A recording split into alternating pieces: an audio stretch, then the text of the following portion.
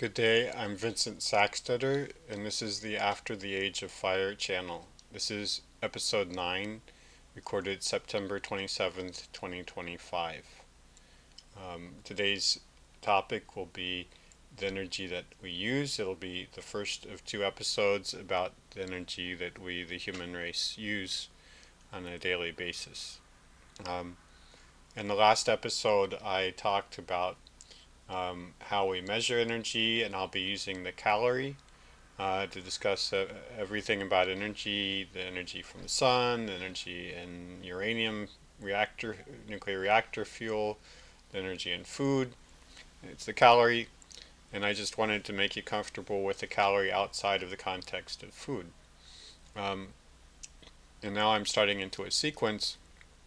I'll be first talking about how much energy we use for the different things that we use it for, and then after these two episodes, then I'll talk about the energy that we harvest from different sources, coal, oil, and gas, from renewables, from and from our cropland, and so on.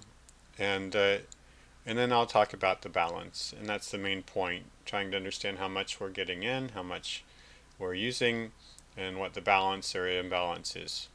Um, so with that said, let's start into the energy that we use. How do we use it? And we'll start with the traditional way of using energy that the human race has been doing ever since it began existing, and our ancestors did long before that. It's the energy that we eat.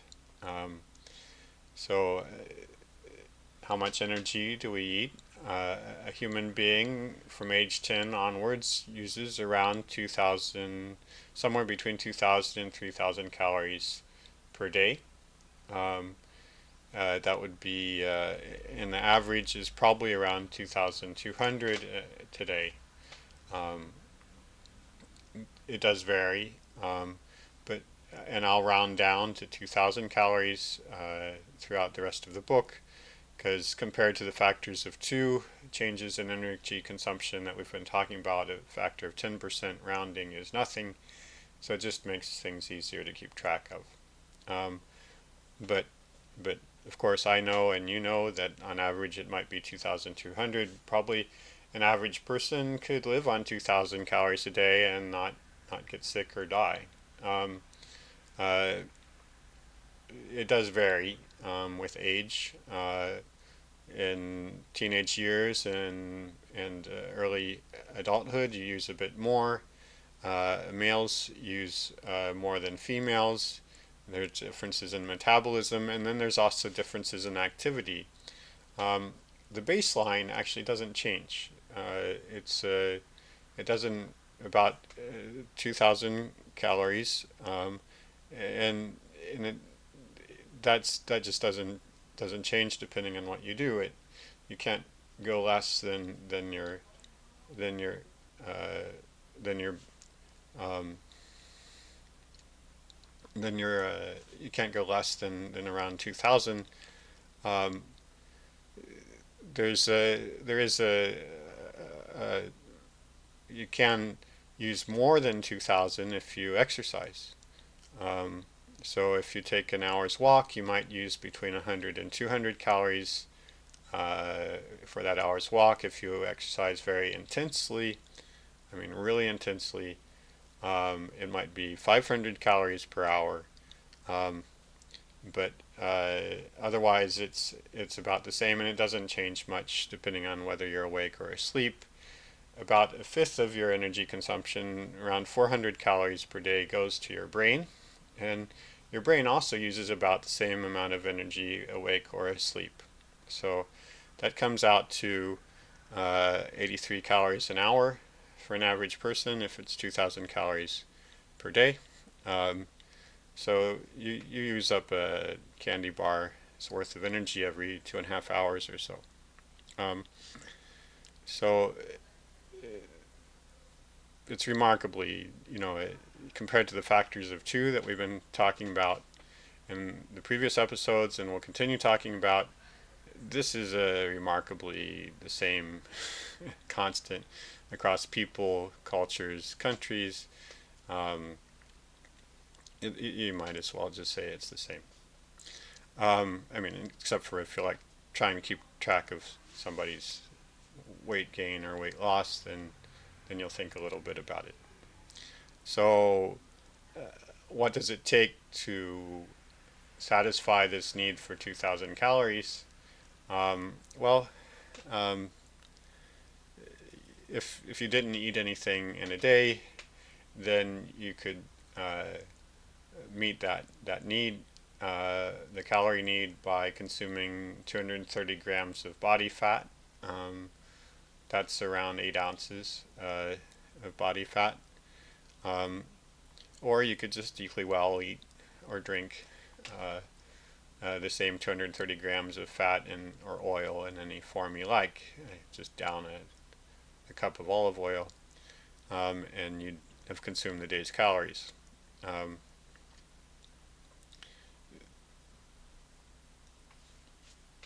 you do need nutrients, but just if you consume only 1,000 calories a day, you will get progressively thinner and eventually get sickly, and then probably eventually die.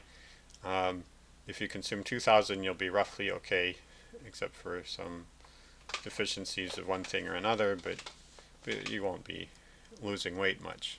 Um, then what else? You could drink 290 grams of pure alcohol. You could eat 350 grams of nuts, 500 grams of any dry grain, flour, sugar, or protein. The key is it has to be dry, so that would be a little more than a pound of whatever you like in an absolutely dry form. Of course, bread has a little bit of water added, so typical bread, you might eat 750 grams of bread. Um, Lean meat has a lot more water to it, so you need 2 kilos of lean meat to satisfy your calorie consumption. Or if it's fatty meat, then you have to look at how much fat there is, and since fat has so many more calories than lean meat does, you get a lot of extra calories if it's fatty meat. Okay. Also, similarly, bananas, 2.2 kilos of bananas, 2.6 kilos of potatoes, a little more than 3 liters of whole milk, um, or 3.5 kilos of apples, maybe a little more depending on the type of apples, or 5 liters of soft drink. That'll keep you going for a day. Okay. Um, but I think you already have a sense for this. You know roughly how much you can eat in a day, uh, and stay a healthy weight. Um, uh, then in a year, you add this up in a year, and if you ate only fat or cooking oil, then over a year you would need 80 kilos of fat or cooking oil. So roughly the weight of an adult human.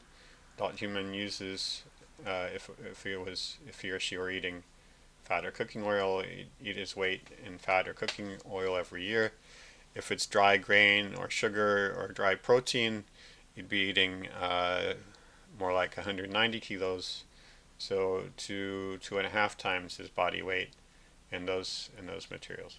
And of course, since we don't eat typically pure fat or dry grain, of course we consume several times, not just 2 or 2.5 times our body weight. We consume 4 or 5 or more times our body weight in food in a year. Um, so that's the food we eat, and so that's the baseline. And you'll notice that the 2,000 calories isn't much compared to the average of energy usage of the human race. The average human being today uses 46,000 calories for energy and another 15,000 calories for food, fodder, and wood.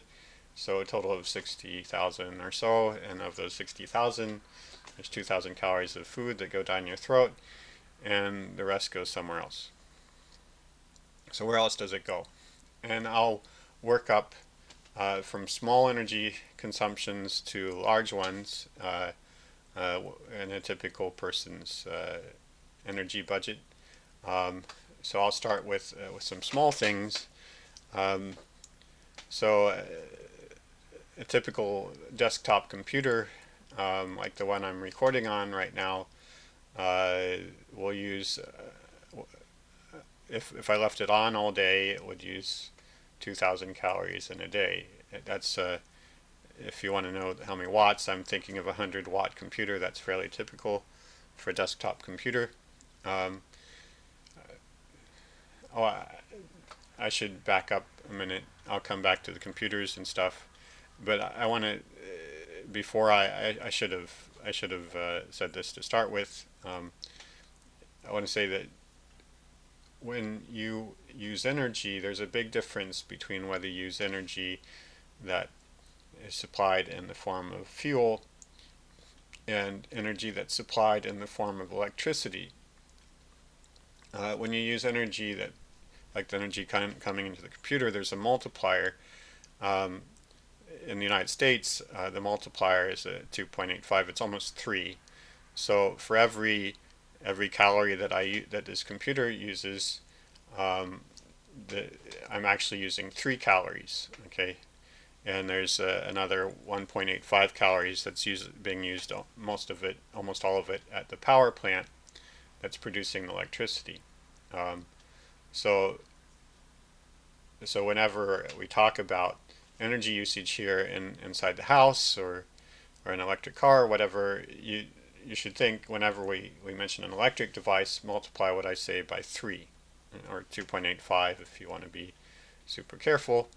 And why is that? It's because despite all the talk about uh, solar and wind and hydro, um, still almost all of our energy is being produced by burning things, by heating something, and then that heat is converted into motion. It drives a motor, which drives a generator. So you have a rotating thing. The heat gets somehow translated into rotation, and then the rotation drives an electrical generator, and that generator produces electricity.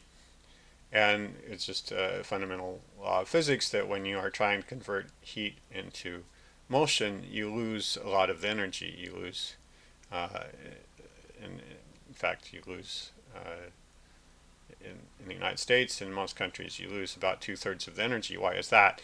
It's because heat is, you look at the details of what heat is, it's just a bunch of all the atoms and whatever it is that's hot, say steam, all the atoms are moving around wildly and without any system or organization. Um, and the faster they move, without being, they're not in synchrony, they're just doing their own thing. That's heat. Um, that's what it means to be hot or to be cold, is more or less of this random motion, disorganized motion inside of your body or inside of whatever you're heating up, or cooling down. Um, and when we try to generate electricity or generate motion from all these myriad of disorganized atoms doing their own thing, you're trying to organize something that's originally disorganized, and so you lose that sacrifice you have to make. It's a sacrifice you have to make to get from disorganized motion, in other words, something that's hot or cold, to organized motion, in other words, something that's turning around, that can drive a motor or drive an electrical generator. So we lose about 2/3 of the energy at the electrical generating plant. And you could make that, there are some of the newest natural gas powered electrical generating plants only lose a half, and that's probably about the best you can do. But we don't burn only natural gas, and uh, so it's unwise to just say, oh, well, that's not quite right to say, okay, well, multiply by 2 instead of by 3. Nowadays in the United States, it's 2.85. Now, if we were to supply all our energy from solar and wind and hydro, it would be a different matter, but we don't. And we'll come to that later in this content, why we don't. And then as a consequence of this, because of this multiplier, it means that if you have a device that like say an electric stove, you compare the energy efficiency of an electric stove to a gas stove, um, you have to include this multiplier, and if you include the multiplier, you may very well find that the electric stove uses as much or more energy as the gas stove does. And same thing with an electric car or a heat pump. Whatever you have that's electric, once you include the multiplier, which, I mean, it would be nonsense to not. The fact is, we're getting our energy by burning things. Uh, as long as you include the multiplier, you find that whatever energy savings you might have from your electric device is much reduced, or else just zero. Um, so I just wanted to point that out before we go on, and now we'll go back to the devices, working from small to large, how we use the energy, and starting with this computer that I'm using to record with. A typical desktop computer uses 2,000 calories a day, or 83 calories per hour, the same as a human body does. That means if I'm sitting next to a desktop computer, it's producing as much heat as I am, and it's using as much energy as I am. Any device that uses 100 watts is basically using the same amount of energy as a human being. Now, what else is there? Smaller, well, LED light bulbs, the modern light bulbs, not the old incandescent ones. They can use a fifth to a tenth that amount. So, so you could have 10 of the modern light bulbs on, and those 10 might be using the same amount of energy as you are. A mini PC, if you get one of these kinds that fit in your hand, and are attached to a screen, an external screen, those might use only a fifth or a tenth. Cell phones use even less. They use much less.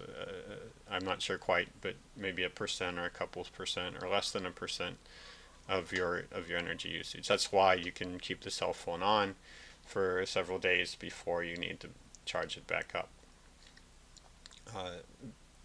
So if you're trying to save energy by how you use your cell phone, or how you charge the cell phone, or whether you leave the charger plugged in all the time, whatever energy you're going to save is just nothing compared to the amount of energy that you use in a given day. It's nothing even compared to the amount that you eat. Okay. Let's go on. Let's go a step up. Okay. These were things that use the same amount of energy that we do, or less. Okay. Now, going a step up, let's talk about larger appliances, and I'll start with a hairdryer and a lawnmower. Those are kind of typical in the energy range that I'm talking about. A hairdryer, a 1500 watt hairdryer, just a run-of-the-mill hairdryer, or a lawnmower. I'm thinking of a 2 horsepower lawnmower. I'm not talking about the kind that you ride on. I'm talking about the kind that you push. These use around 1,200 calories per hour. So in 10 minutes, they use the same amount as in a candy bar. Or in 100 minutes, they use the same amount of energy that you eat in a day. They use energy 15 times as fast as a human being does. So you turn one of those on, suddenly, for as long as that thing is on, you're eating for 15. And this is typical for all the larger appliances in your home. They all range between 5 times and 30 times the energy consumption of a human being. So like refrigerators, washing machines, tea kettles, microwave ovens, a single burner on a stove, all of these things range between using energy 5 times and 30 times the amount that you use per hour. Okay, now those are not on all the time, so so it gets a little complicated to figure out how much they're really using per day. And of course, the refrigerator will use more in the summer than it does in the winter, and things like that. Um, so it can be useful to have there are very cheap electrical meters that you can have between where you plug your, say, refrigerator into the wall, and you can put a meter there. And if you want to know how much it's using, just leave it in for a week, and you'll see how much you've used. Um, so that's these are things that use energy 5 to 30 times. And remember, the average energy usage, except for food, fodder, and wood, that we have is about 23 times what we eat. Okay, so these things, if you left one of these on all day, say a washing machine, that would be perhaps the same as your own as your for an average person average daily energy use. Now let's move a step up. Let's talk about cooking, and now we're into real business. Uh, Boiling a liter of water, roughly a quart, takes 75 calories, and then if you want to evaporate it afterwards, often we leave, say, stuff frying in the frying pan, and as you leave it frying, once it's started really frying, it's boiling water out. Uh, each liter of water that gets boiled takes another 540 calories. Okay, to supply that, in order to get food cooked in a reasonable time, we have these burners on the stove, and a burner will use around um, a normal sized burner will use around 1,700 calories per hour. So that would be enough to boil 20 or more liters of water, or to evaporate 3 liters of water. Um, it's also about 20 times your personal energy usage of your own body. So that burner, just one normal sized burner, 20 times. Now, the oven, or if many stoves have 2 normal sized burners, a small burner and a big burner, the big burner or an oven will use energy around twice that speed, so around 3,000 calories an hour, and the small burner will use perhaps 1,000 calories an hour. So what that adds up to is that you can easily spend as much energy cooking your food as in eating it, as comes in the food itself. You can raise to spend more, and overall, if you have a stove on, depending on how many burners you have on, whether you have the furnace, you have the oven on, you're probably using energy between 10 and 70 times as fast as your human body does. So that's really a step up from a normal sized appliance. Also, there's the fact that that you may leave the stove on cooking for hours on end, unlike say a tea kettle or a hairdryer. Next step up, let's talk about heating. Um, and I said we were in business. Now we're in real business, and there will be one more step after this. Will be transportation. So heating, we're talking about stoves. We just talked about a stove that can get up to 70 times the human rate of energy consumption. Ovens. Now there's water heaters. There's clothes dryers, because of course the clothes dryer has to get the water out of the clothes, and there are furnaces. So let's talk about water. If you remember from the last episode, water takes an enormous amount of energy to heat it up or to evaporate it. So if you're trying to do something to heat up water, you're going to just burn huge amounts of energy. So let's give an example of a shower. This is a very energy efficient shower. It's one where you have a very tightly regulated shower head that gives you 5 liters per minute, or 1 gallon per minute. Most people, except for maybe in the developing or poor countries, would find that a little bit irritating, that small of an amount of water. You'd prefer to have 2 or 3 times that amount. But let's say this is just the basic shower, keeping things energy efficient, 1 gallon, 5 liters a minute.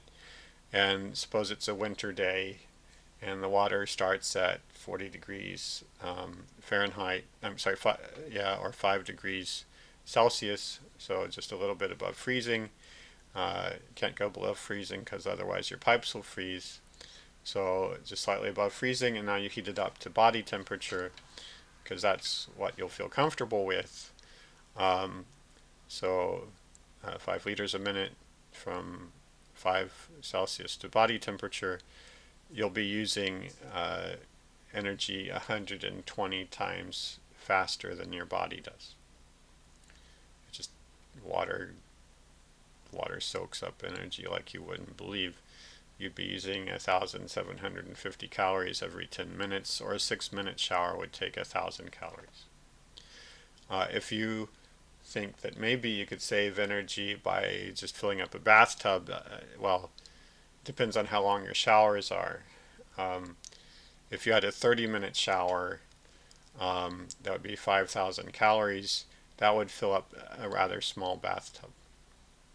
So unless your showers tend to be 30 minutes or longer, or unless you are inclined to share your bathtub with a family member, you're going to be using less energy in your shower than by taking a bath.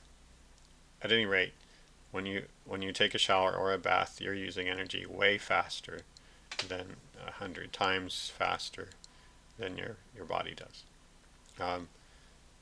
Can we do worse? Yes, we can go faster.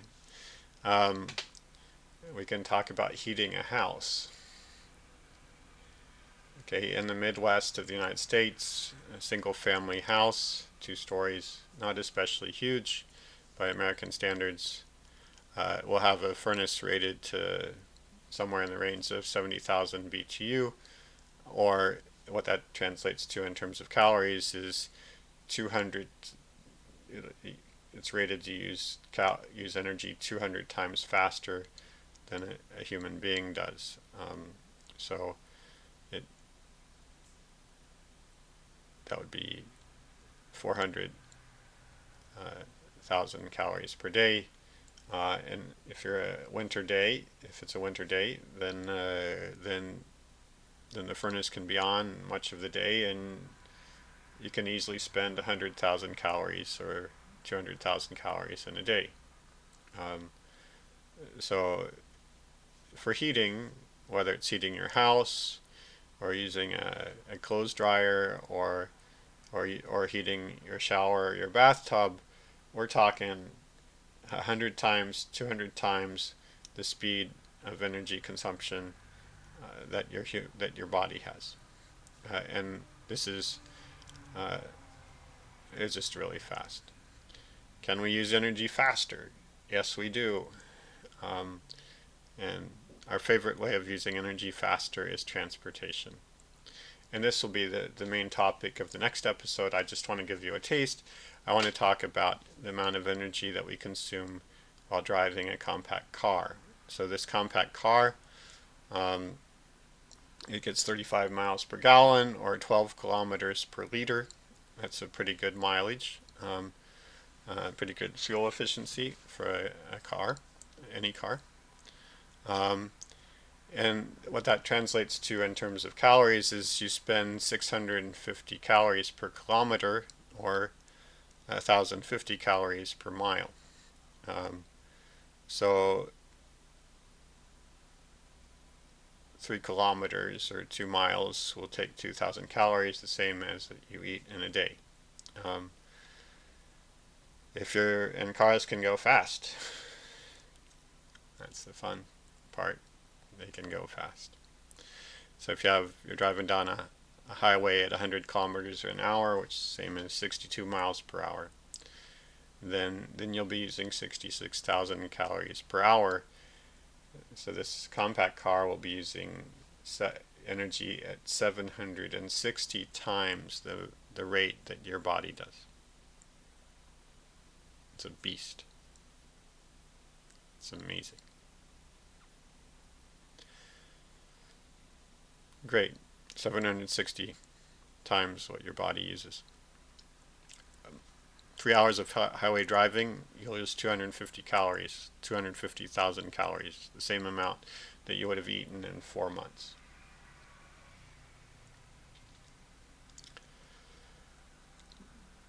Can we do worse? Yeah, there are larger cars, of course, and they use energy twice, 3 times, 4 times, 5 times faster than a compact car. So the average in the United States for overall vehicles, uh, so I'm not sure whether that's including the semi trucks, but overall, of all vehicles, is twice as fast as as a compact car. Um, so you use an average vehicle, an average kilometer in the United States um, uses 1,300 calories. For an average vehicle in the U.S.,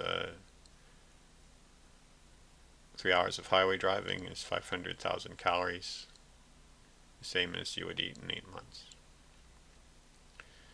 So this is just to give you an idea of where your energy is going. Of course, I'm going to talk a lot more about other forms of transportation and details of transportation, but you get an idea of where it is. There are the little devices around your home, the LED lights, the cell phones, the tiny things that don't use much energy. Then there are the PCs and the sort of smaller but uh, a little bit smaller devices that use energy at the same rate that you do. Then there are the hair dryers, the lawn mowers, the washing machines, the microwaves, and so on that use energy 5 to 30 times faster than you do. Then there's cooking, where you can easily spend energy 70 times faster than your body does. And you can easily go through, just for cooking the day's food, you can easily spend several times as many calories as was in the food. Um, if you want to keep the oven on for 4 hours, many times, you could end up spending many times your food content. Then there's the heating the water, heating your house, heating the laundry that you're drying 100 to 200 times faster than your body does. And then there's your transportation, which sky's the limit, 1,000 times, 2,000 times, 3,000 times the speed your body does. Of course, these things aren't on all the time. That's why we aren't using energy at the rate of 1,000. It's the reason why the average human being across the planet uses energy equivalent to 23 times faster their body's consumption plus food, fodder, and wood, for a total of 30 times. The average American is more like 120 times. Okay. So, just thought you might want to have an idea of the proportions and where the energy is going. Well, I think that's it for this episode. Hope you keep coming back. Tell your friends. See you next week. Yeah, keep coming back.